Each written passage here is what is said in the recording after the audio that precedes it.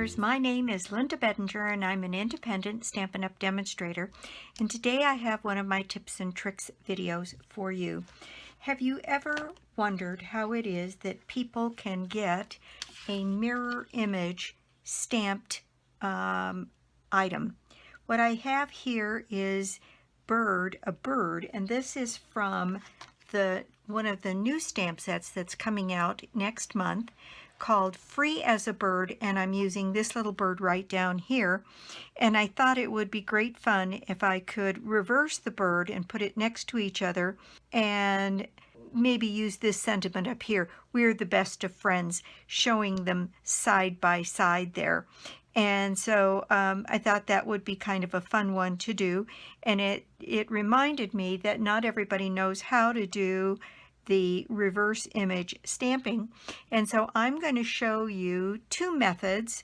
One gets a little bit crisper image, but the other one lets you see more what you're doing. So let's just go ahead and get started here. What I have is I have my bird stamp set up on my Stamparatus here, and I've sort of set him over to the side, and that's for a very specific reason, and I'll explain to you why. Now I'm going to see if I can't get all of this on the screen here so you can see exactly what I'm doing. I'm going to stick one of my chamois cases here so I have something to rest my door on here. And what I'm going to do is just use my Memento ink, and the first method I'm going to show you is using your silicone mat to pick up an image. So I'm inking up my bird really well, and I'm going to set my silicone mat down here on my Stamparatus right along the edge here, and put down a magnet so it won't travel on me. And then I'm going to close my door and put my bird image right down here. And I'm doing this specifically on the Stamparatus, so just in case you don't get quite enough ink on that first time, you have a second chance to get some additional ink down. Now, I've overdone that. I don't know if you can see that or not. Yeah, I've got a little too much ink on his head here, so I'm going to try that part again. So I've got my bird nice and inked up, and I'm going to hit this again, and we know that's going to stamp right in exactly the same spot.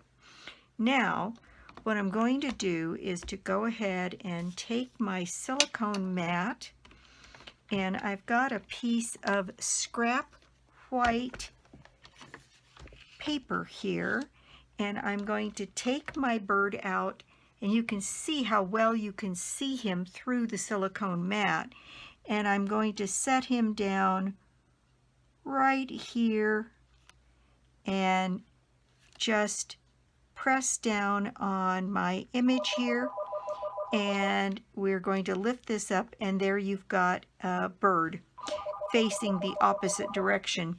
I want to show you here also over on this side where I'm going to take that same image down, and I'm going to set it down again on this piece of white here, and I'm going to get a lighter image, almost like a stamped off version. And where that would be useful is if you're trying to get like the reflection of a tree in the water, you may not want it as dark as the image that you've posted. You may in fact want a second generation stamping for a more shadowy look, and you can definitely get that with the silicone mat. Now I'm going to stick this back in my Stamparatus here and ink up my bird one more time here, and we're going to get the mirror image of our bird set right here. So oops, I did him too far over, so I'm not going to catch all of his tail, but I want you to see what it is you're getting, so you can get the mirror image quite easily using the silicone mat. Now I'm going to cut this piece off, And we're going to do this again. And this time I'm going to use a piece of window sheet. And I'm going to set my window sheet down here with my magnet back here. Going to ink up my bird. And this one has the advantage of being, you have to be very careful with this because it can slide on that paper. That's why you want to use the magnet and get a good image down. And in fact, I'm going to ink that up again so that I get even a better image down here. Spending a little bit more time on the front, that's kind of what I missed. And there we have our image. And then it is the same kind of thing here where you want to work fairly quickly because we don't want the ink to dry on our transfer piece here. But as you know, it takes a little bit to get ink to stay down or to dry on vellum and on window sheet. So I'm setting that down there, and I'm going to lift up my window sheet here from the back, and I didn't get it perfectly. The good news is because I can absolutely see through this, I can get that put down again and get this little spot that I missed before. There we go. So there is my image. Now this time I'm going to re-ink this.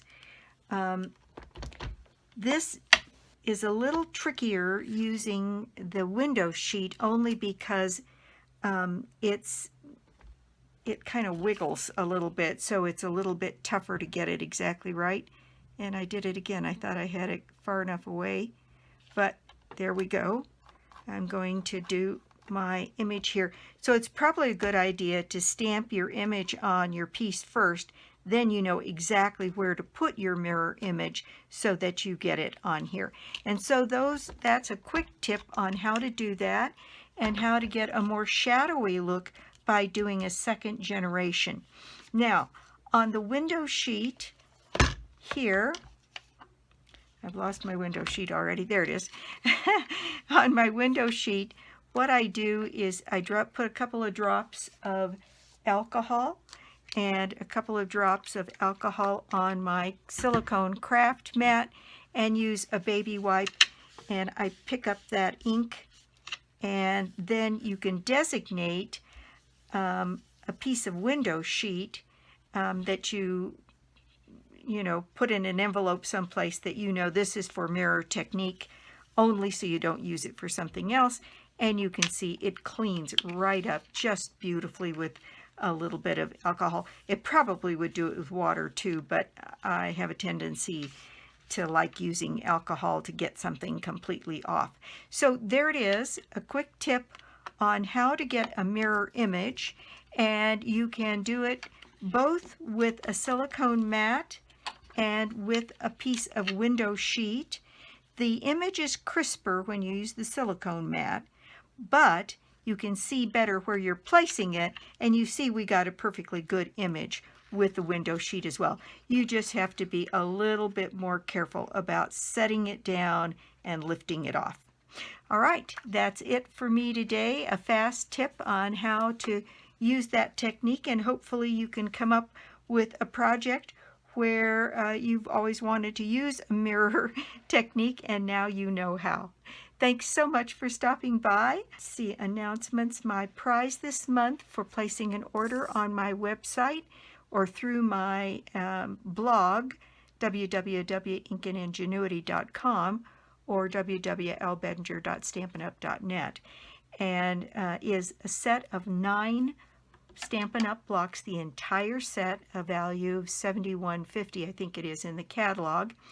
And all you have to do to get in that drawing is put an order on my website. And then I am doing a paper share this month, And so send me an email. My details are on my blog, and there's a link below the video here to my blog that tells exactly what you get and what you have to do. And you can sign up clear until the 29th. All right, that's it again. Thanks again so much for stopping by, and see you soon. Bye.